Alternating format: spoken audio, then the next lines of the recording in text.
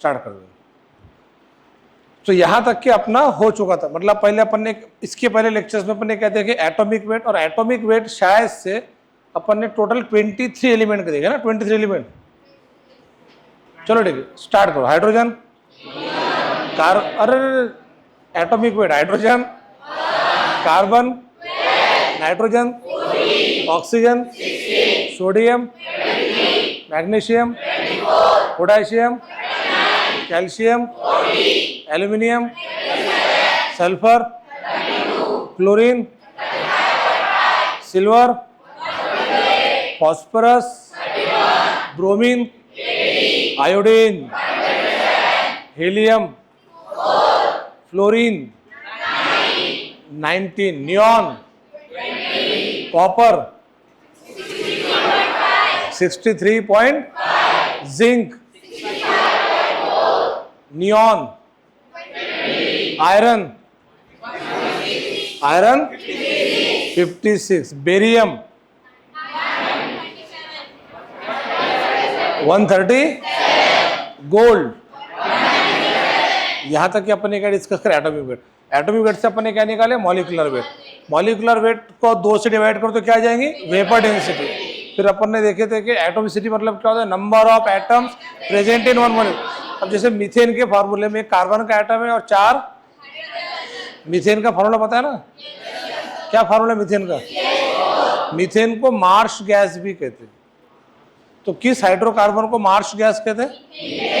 क्योंकि मार्श मतलब होता है दलदल वाली जगह। दलदल नाम सुने क्या? तो ऐसे जगह पे जनरली मीथेन गैस पाया जाता। तो जहाँ पे दलदल है उसमें समझना मीथेन गैस प्रेजेंट है, इसलिए because methane is found in the marshy place, that's why methane is also called as. ये ध्यान में रखना है कि CH4 जो मीथेन होता है, मीथेन को ही मार्श गैस कहते हैं। समझ में आया? इसके बाद अपन ने डिस्कस करे थे number of mole, number of molecule, number of atom. कोई बताएगा नंबर ऑफ मोल का फार्मूला? हाँ तो पर जिसको आता है तो बोलो। Given weight upon molecular. Number of molecule का फार्मूला बता। Number of mole into Avogadro number, और नंबर ऑफ एटम्स। अरे जिसको, हाँ बताओ, बैठ के दो। Number of mole into atomicity into एवो नंबर। अब देखो, जो मेरा ख्याल से होमवर्क दिया था मैंने, होमवर्क सबमिट करेंगे आपने? सब होमवर्क करा करो अच्छे से। होमवर्क नहीं करने पे होमवर्क जितने बार दिया जाता उसके आगे 1 0 लगा देता मैं। मतलब अगर मान लो कोई 25 बार होमवर्क दिया और नहीं करे तो 25 के आगे 1 0 लगा तो 250 होता, और 10 बार दिए और नहीं करे तो 100 बार होता। तो अपने पास पनिशमेंट बहुत सस्ती है, 1 0, 2 0, 3 0 दिए तो बच्चा मर ही जाएगा उसके अंदर। फिर मतलब सोचो 25 बार के आगे 3 0 लगे तो 25,000 बार हो जाएगा। इससे अच्छा है जो सस्ते सौदे है वो एक्सेप्ट कर लिया करो, तो काम की चीज होती है। चलो अब देखो, आज मैं क्वेश्चन लिखूंगा बोर्ड पे, ठीक है? एक ही क्वेश्चन को अच्छे तरीके से समझो। अब बताओ, पहला क्वेश्चन लेंगे अपन यूरिया पर। यूरिया का क्वेश्चन क्यों लिया? What you know about urea? हाँ, एक और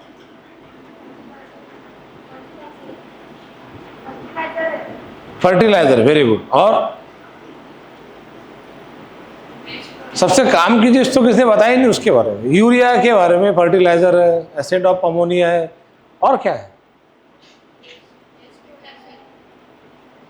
यूरिया लेबोरेटरी में तैयार किया गया पहला ऑर्गेनिक कंपाउंड। और इसमें क्वेश्चन आता, the first organic compound synthesise in laboratory. सावधान पोजीशन में बैठने का है, और जो मैंने बोला लिखने की जरूरत नहीं है, दिमाग पे लिखो, बाद में सब लिखेंगे। अब हर बार नहीं बताऊंगा, जो न्यू एडमिशन ध्यान से सुनो। सावधान अटेंटिव पोजीशन में बैठना है। ऐसा लगना चाहिए कि मैं जवान बच्चों पढ़ा रहा हूँ, बुढ़े बाड्ढों को नहीं पढ़ा रहा हूँ। बुढ़े बाड्ढे मरीज जो है वो हॉस्पिटल में जाओ। सावधान अटेंटिव पोजीशन में बैठना है।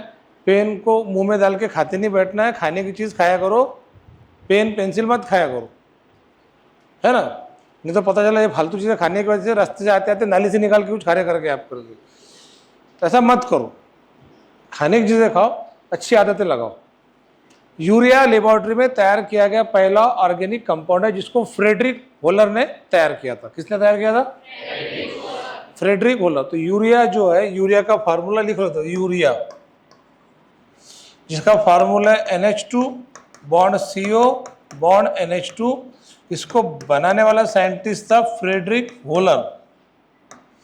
ये पहला ऑर्गेनिक कंपाउंड है जो लेबोरेटरी में बनाया गया। तो इसमें क्वेश्चन ध्यान में क्या रखना है? तो first organic compound synthesise in laboratory कौन सा है? इतने आराम से यूरिया का फार्मूला NH2 बॉन्ड को डैश को बॉन्ड पढ़ते, तो अपन ने भी पढ़ना है ना, शर्माने का नहीं आता उसमें। NH2 bond CO bond NH2। और किसने तैयार किया था? Friedrich Wohler. तो फ्रेडरिक होलर ने ये यूरिया कंपाउंड बनाया था। अरे समझ में आया? तो क्या है फिर यूरिया का formula? NH2 bond CO bond NH2 bond CO bond. अब बात करेंगे अपन इसके आगे की, आफ्टर दिस। अब मैं यूरिया का आपको मॉलिक्यूलर वेट पूछता, कैसे निकालेंगे? नाइट्रोजन कितने हैं मल्टीप्लाइंग बाय मॉलिक्यूलर वेट कैसे निकालते हैं अपन? देखो यूरिया के अंदर नाइट्रोजन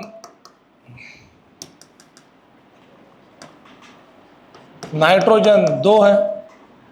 अरे 2 है ना नाइट्रोजन। हाइड्रोजन कार्बन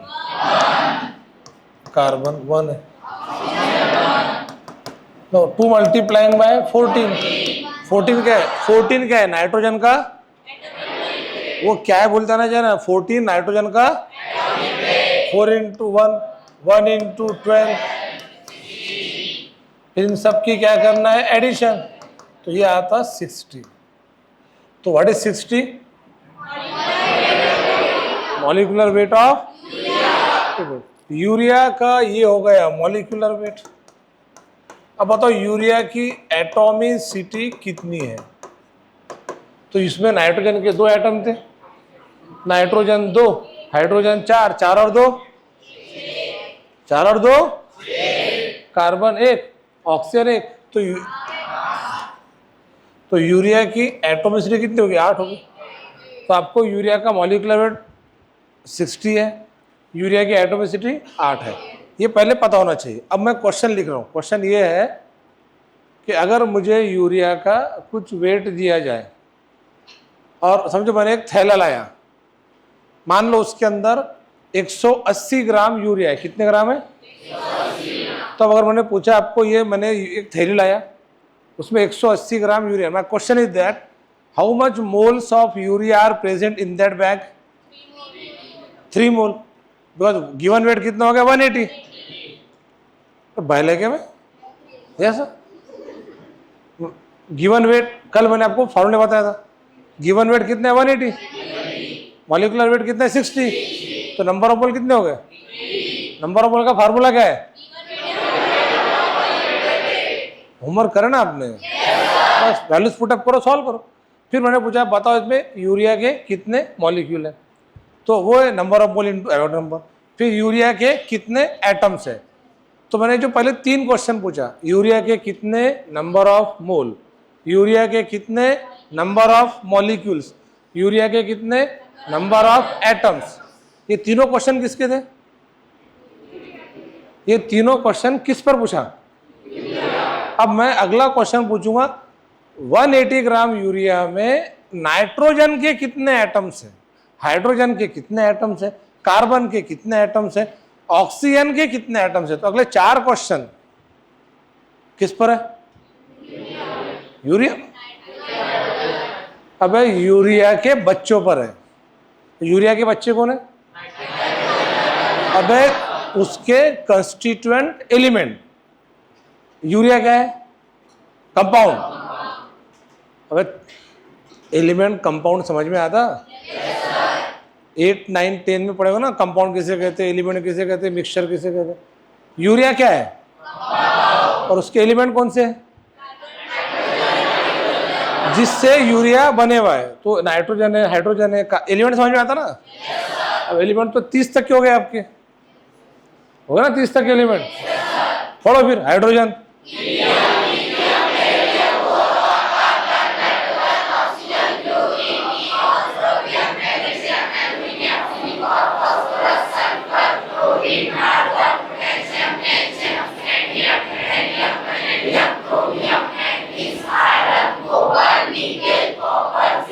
बस बस जिंक तक की पढ़ो, 30 एकदम परफेक्ट। और जिसके नहीं याद हो रहे तो देखो बाजू वाला क्या पढ़ रहा है, वैसा अपनी कुश्ती बोलते रहने, धीरे धीरे जम जाता। सही में देखो 10 में तक के 100 एलिमेंट आप कैसे याद कर लें, वो भी एकदम फ्लुएंटली। और सबसे खास बात, बगैर किसी टेक्निक की। तो जनरली बच्चे क्या करते, अलग अलग टेक्निक से एलिमेंट याद करते, पर वो टेक्निक ना बेटा कॉलम में काम में आती। कॉलम पता है ना आपको? वो टेक्निक रो में काम में नहीं आती, ग्रुप में काम, मतलब पीरियड में काम में नहीं आती, ग्रुप में काम में आती। जैसे कि बहुत सारे बच्चों ने मेरे ख्याल से नाइट्रोजन के कॉलम को याद करे होंगे। वो जो पहला कॉलम है कौन सा, वो लिथियम वाला कॉलम, पता ना? अल्कली मेटल कॉलम याद है? अल्कली मेटल के lithium, sodium, potassium, rubidium, caesium, francium, ये कॉलम वाइज हो गए। उसकी टेक्निक पता है किसने कैसे याद करा? हाँ हाँ, लीना की रब से फरियाद। काय को? बिरयानी को। तो उसके बाद में beryllium, magnesium, calcium, strontium, barium, radium, second column.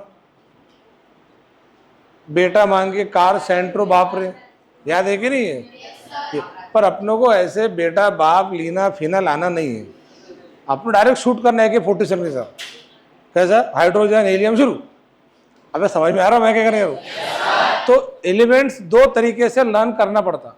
सबसे डिफिकल्ट है जो अपन अभी कर रहे, रो वाइज, उसमें कोई टेक्निक नहीं है, और होंगी तो सिर्फ पहले 3 रो के लिए होंगी। चौथी रो में टेक्निक खत्म, क्योंकि चौथी रो में 18 एलिमेंट आते, 5वीं रो में 18 एलिमेंट आते, छठी रो जो सबसे बड़ी रो है, सबसे बड़ा पीरियड छठा पीरियड है, जिसमें 34 एलिमेंट आते हैं। कितने एलिमेंट आते? 34। अब 34 एलिमेंट से कौन सी टेक्निक निकालेंगे? नहीं निकल। तो सबसे बेस्ट टेक्निक है चौधरी टेक्निक। शुरू। कैसा? हाइड्रोजन,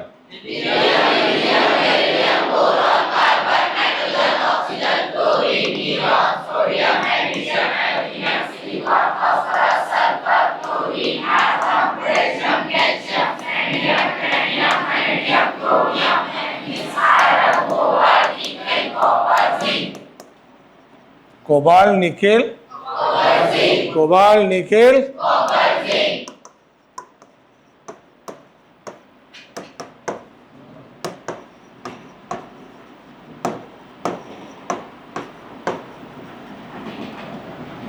देखो बड़ा, ये हो गया आपका क्वेश्चन।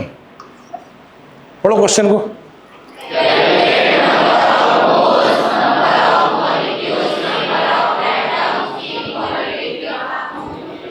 तो इसमें जो लास्ट पॉइंट निकालना है कौन सा? Number of atoms.